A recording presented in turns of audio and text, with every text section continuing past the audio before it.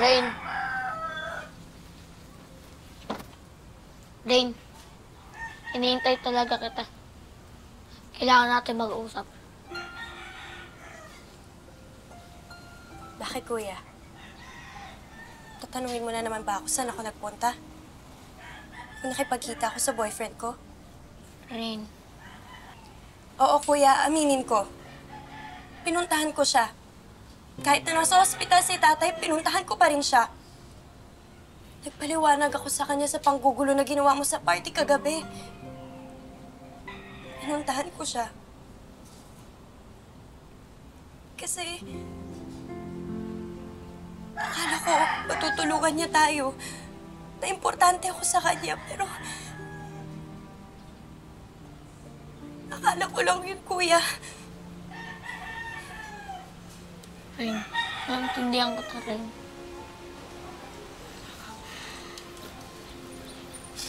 Naintindihan kita. Tama ka, kuya.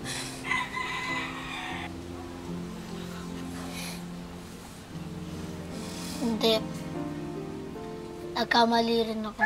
Hindi dapat kita hinigpitan. Mahal lang naman ako, kuya.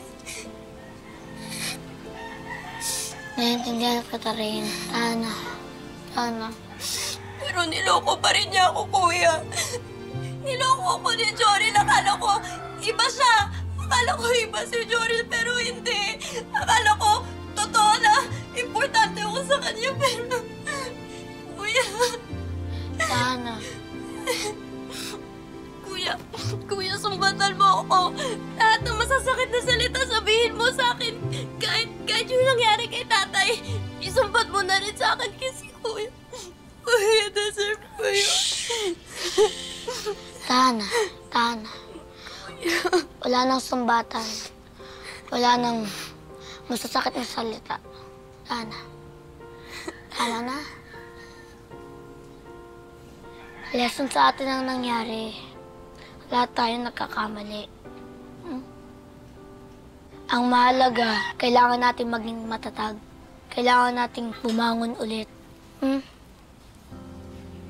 Para kay tatay at para sa pamilya. Opo, kuya. Para sa pamilya natin. Kailangan kita ngayon, Rain. Kailangan nating matustusan ang mga pangangailangan ni tatay sa ospital. Oo, kuya. Kailangan natin maging matatag. Wag sanang